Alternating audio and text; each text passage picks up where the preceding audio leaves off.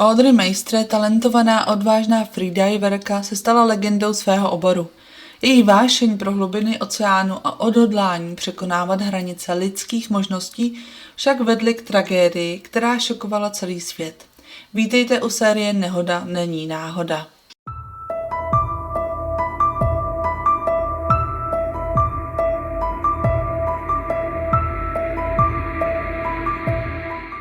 Z 17. srpna 2002 se Tanya Streeter vydala na misi, která popírala fyzikální zákony a lidskou odolnost. Popadla robustní kovové sáně, zatáhla za stěžejní kolík a začala sestupovat do tajemných hlubin oceánu. Pouhých 35 sekund po svém odvážném ponoru již dosahla ohromující hloubky 51 metrů pod hladinou. Představte si ten tlak. Jedná se o 3krát větší tlak vzduchu, než máme nad hladinou. Mnozí věří, že to bylo tak hluboko, jak se jen člověk může dostat. Ale Tanya byla odhodlaná dokázat, že se mýlí. Tanyin neuvěřitelný úspěch nebyl jen štěstí, ale sama věděla mnoho o tom, jak se lidské tělo dokáže poradit s těžkými situacemi. Jak se ponořila hlouběji pod vodu, její tělo udělalo něco úžasného. Aby se vypořádalo se silným tlakem, pomalu se jí naplnily plíce speciální tekutinou zvanou plazma, která jí pomohla zvládnout drsné podmínky. A Tanya také roky trénovala, aby se na tento ponor připravila. Po 2minutovém sestupu dosáhla Tanya svého konečného cíle, ohromující hloubky 160 metrů. Zde na konci kabelu byla postavena před řadu klíčových kroků, které měly rozhodnout o výsledku jejího odvážného ponoru. Aby se dostala zpět na hladinu, musela provést 3 kroky. Za prvé uchopit zvedací vak, za druhé otevřít ventil a uvolnit vzduch do zvedacího vaku a za třetí zatáhnout za kolík, aby se zvedací vak uvolnil na hladinu. Atmosféra byla naplněna napětím, když pečlivě prováděla každý krok. Uchopila zvedací vak, obratně otevřela ventil a připravila se ho vypustit na hladinu. Ale právě když se zdálo, že má vítězství na dosah, zasáhla zákeřná síla, dusíková narkóza, což je stav, který se může objevit při dlouhotrvajícím potápění v hloubkách větších než 35 metrů. Postižený ztrácí motorické funkce a schopnost racionálního myšlení. Jeho stav je podobný stavu opilosti. Trvalo to děsivých 17 vteřin, než Tanya dokázala vytáhnout kolík, který vypustil vak vzhůru k hladině. Tímto neuvěřitelným výkonem Tanya Streeter nejen triumfovala, ale také se zapsala do análů potápěčské historie tím, že vytvořila nový světový rekord v potápění bez limitu a překonala předchozí rekord 130 metrů, který v roce 2001 vytvořila Audrey Meistre. Ale když už byste si mysleli, že hloubky lidského odhodlání nelze posunout dál, jen o několik měsíců později se Audrey Meistre pokusila tento rekord znovu obhájit při ponoru, který skončil srdcervoucí tragédií. Audrey se narodila 11. srpna 1974 v Paříži a její vášeň pro oceán začala již v raném věku. Ve 2 letech vyhrála zlatou medaili v plaveckých závodech na 25 metrů a ve 13 letech se poprvé vrhla na potápění. Její život však nabral nečekaný obrat ve 14 letech, kdy komplikace po břišním tyfu vedly k rozvoji skoliózy v jejich zádech.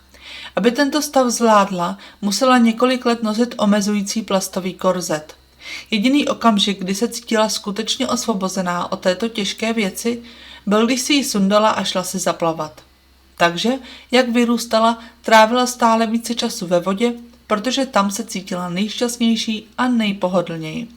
Oceán se stal Audreyním hřištěm a poté, co se její rodina přestěhovala do Mexika, Audreyna vášeň pro oceány přivedla do La Paz, kde studovala mořskou biologii. Během svých vysokoškolských let, kdy pracovala na výzkumné práci o reakci lidského těla na hlubinné potápění, ji uchvátil legendární Francisco Pipin Ferreras. Pipin byl senzací v potápěčském světě, známý svými rekordními ponory, neuvěřitelnými schopnostmi zadržovat dech a neochvějným soutěživým duchem. Jeho cesta začala v mladém věku, který se vyznačoval problémy deformovaných nohou, astmatu a špatného zraku. Zdá se však, že tato omezení se rozplynula, když se ponořil do vody, protože se naučil plavat ještě předtím, než se naučil chodit. Voda se stala jeho útočištěm, místem, kde se mu dařilo navzdory jeho fyzickým omezením. V roce 1996, zatímco Audrey pokračovala ve studiích v La Paz, Pippin naplánoval expedici za potápěním do nedalekých vod Cabo San Lucas, což pro Audrey představovala příležitost udělat s ním rozhovor pro svou výzkumnou práci. Jak spolu trávili více času, Audrey a Pippin objevili pozoruhodné paralely ve svých životech, které mezi nimi vytvořily hluboké pouto a jejich láska rychle rozkvetla. Audrey a Pippin se stali navzájem hlavními motivátory, a to jak na jejich romantické cestě, tak v honbě za potapickými rekordy. V roce 1999 se vzali a rychle se z nich stal pár, který lámal rekordy ve freedivingu. Ve světě volného potapění stanovuje IDA, Mezinárodní asociace pro rozvoj apnoe, přísné bezpečnostní standardy. Pippin však cítil, že tato pravidla jsou příliš omezující a rozhodl se vzít věci do vlastních rukou. Založil svůj vlastní regulační orgán, známý jako IAFD, Mezinárodní asociace volných potapěčů. V roce 2000 se Pippin odvážně pokusil ponořit do hloubky 163 metrů, ale během výstupu ztratil vědomí, což způsobilo, že jeho rekordní ponor byl neplatný. Pippin se nenechal odradit a obrátil svou pozornost na Audrey a tlačil ji k tomu, aby dosáhla větších hloubek. Audrey se snažila dostat na hranici svých možností a navzdory tomu, že po vynoření zažila výpadek vědomí, podle pravidel Pippina a jeho asociace IAFD vytvořila nový světový rekord potopením do 125 metrů u pobřeží Fort Lauderdale.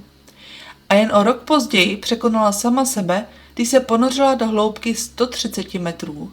O rok později, v roce 2002, však Tanya Streeter překonala Audreyn předchozí rekord 130 metrů, ale Tanya ho nejen překonala, ale vytvořila nový rekord o ohromujících 30 metrů víc a dosáhla úžasné hloubky 160 metrů. Tento pozoruhodný úspěch vyvinul obrovský tlak na Audreyn tým a cítili potřebu urychlit své tréninkové a potápěčské plány, aby se mohli pokusit získat zpět rekord, který ztratili. Brzy se však ukázalo, že přesunutí ponoru na dřívější datum mělo vážné důsledky. 9. října 2002 Audrey se stoupila do hloubky 170 metrů během cvičného ponoru. V tomto okamžiku věřili, že Audrey může překonat světový rekord ve volném potápění bez limitu tím, že se potopí do hloubky 171 metrů na jeden nádech. Neměla však dobrou náladu. Ona a Pippin se neustále hádali a kolovali zvěsti, že Audrey plánuje po ponoru rozvod s Pippinem. V den pokusu o rekord se Audrey izolovala od všech, nechtěla, aby se někdo přiblížil k potápěckému vybavení. Pippin byl nervózní a nedovolil nikomu, aby zkontroloval nádrž zvedacího vaku. A to je něco, co by mělo být před každým ponorem 2x nebo 3x zkontrolováno více lidmi. Dalším problémem byl nedostatek hlubkomorských potápěčů, několik bezpečnostních potápěčů se nemohlo zúčastnit, což zanechalo značnou mezeru v podpůrném týmu, zejména ve velkých hloubkách. Jeden klíčový bezpečnostní potápěč tragicky přišel o život při nehodě při jeskyním potápění, měl být podpůrným potápěčem v hloubce 130 metrů, což byla kritická role. I když měli k dispozici mnoho potápěčů na hladině, klíčoví hlubinní potápěči, kteří mohli Audrey podporovat v extrémních hloubkách, nebyli nikým nahrazeni. Byli tam jen 2 hloubkoví potápěči. A jen tak pro představu, během světového rekordu Tanya Streeter bylo přítomno 16 potápěčů.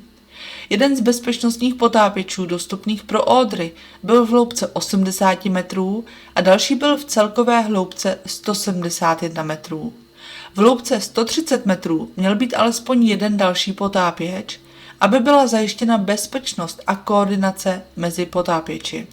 Bez této podpory se potápěč ve 171 metrech nemohl fyzicky dostat k potápěči výše, aniž by riskoval dekompresní nemoc, která je velmi nebezpečná. Je však důležité poznamenat, že tento ponor byl proveden pod dohledem IAFD, kterou vytvořil Pippin, aby obešel bezpečnostní pravidla IDA. Navzdory zjevným rizikům Pippin ponor schválil a Audrey zahájila sestup. Zhluboka se nadechla, uchopila zatížené sáně připojené k lanu, které jí měly dovést do cílové hloubky 171 metrů, což je výška Washingtonova památníku nebo téměř délka 2 fotbalových hřišť.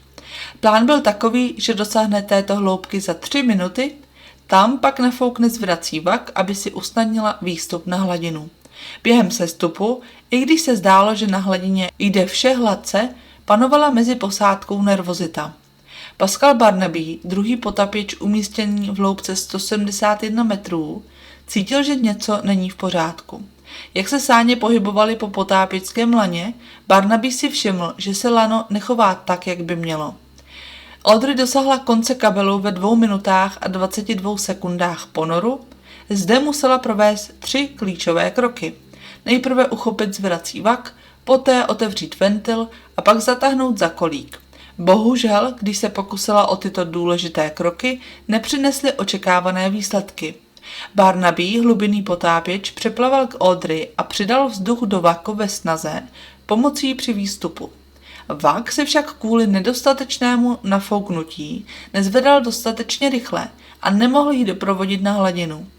Audreyn výstup byl příliš pomalý a bylo zřejmé, že se nedostane na povrch včas. Absence potápěče v hloubce 130 metrů se v tomto bodě stala kritickým problémem. Takový potápěč by mohl poskytnout nezbytnou pomoc. Bohužel v této hloubce nebyl nikdo, kdo by Audrey pomohl ve chvíli, kdy to potřebovala. Jak minuty ubíhaly, druhý potápěč umístěný v hloubce 80 metrů stále Audrey neviděl. Nahoře nad hladinou se začaly ozývat Pippinovi zoufalé výkřiky, žádající jeho potápěčské vybavení. Drahocenné minuty ubíhaly, zatímco svět zadržoval dech. Po další minutě byl konečně připraven a vstoupil do vody. Po 4 minutách Barnaby našel Audrey, která ztratila vědomí a byla unášena proudem v hloubce 120 metrů. Popadl jí a začal stoupat tak rychle, jak jen mohl, což byl riskantní krok, při kterém byl ohrožen jeho vlastní život.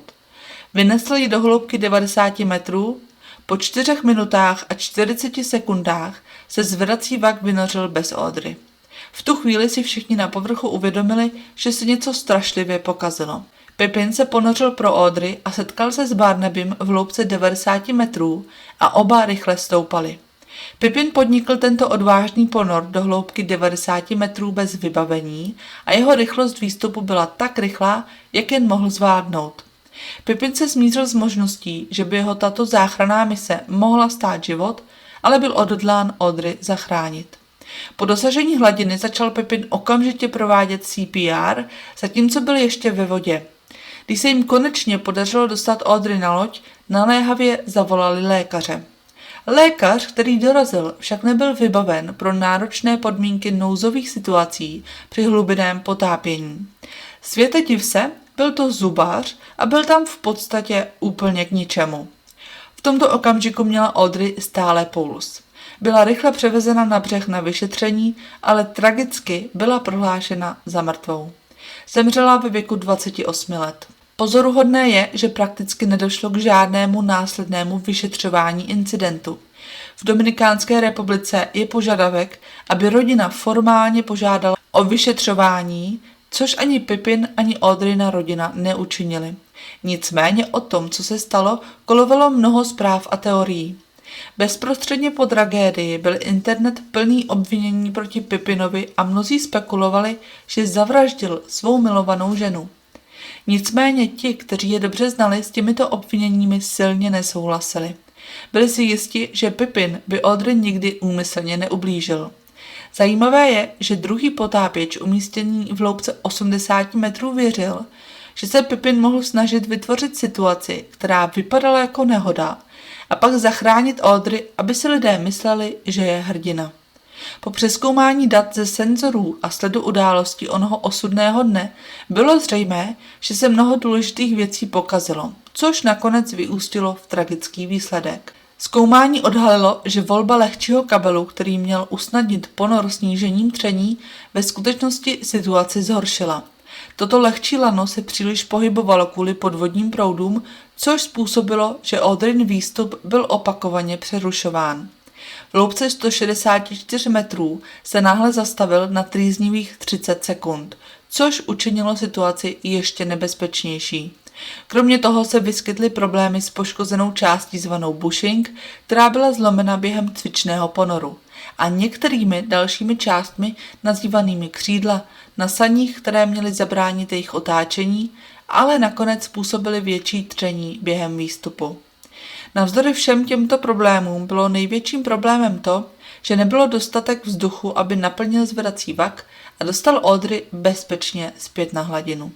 Tato zjištění naznačují, že Pippin pravděpodobně neplánoval udělat něco špatného úmyslně, nicméně to vyvolává otázky ohledně možné nedbalosti ze strany Pippina a možná i několika členů posádky. Překvapivě neproběhlo žádné oficiální vyšetřování a nikdo nebyl obviněn za to, co se stalo při této tragické události. Audrey Meister byla posmrtně oceněna rekordem asociací IAFD na základě cvičného ponoru, který absolvovala 9. října. Tímto ponorem překonala předchozí světový rekord svého manžela v potápění bez limitu 162 metrů, který vytvořil v lednu 2000. V roce 2002 byla Audrey Meister posmrtně uvedena do síně slávy ženských potapěčů. Pippinův poslední rekordní ponor byl do hloubky 171 metrů v roce 2003. Odmítal jít hlouběji, protože chtěl jen vyrovnat Audreyn poslední a nejhlubší ponor na počest její památky. Po více než 20 letech nepřekonala rekord Toni Streeter žádná jiná žena. Snad jediná, kdo to mohl udělat, byla Audrey Meister a ta je bohužel pryč. Díky, že jste dnes sledovali a brzy se těším na slyšenou. Do té doby se mějte krásně a dávejte na sebe pozor. Čau!